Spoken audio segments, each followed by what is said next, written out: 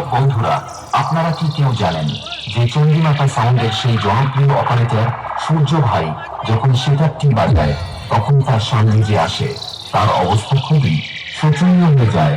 Operator সূর্য ভাইয়ের সাথে পাঙ্গা নিতে গেলে নিচের আরো দুটো হাতে চলে আসবে।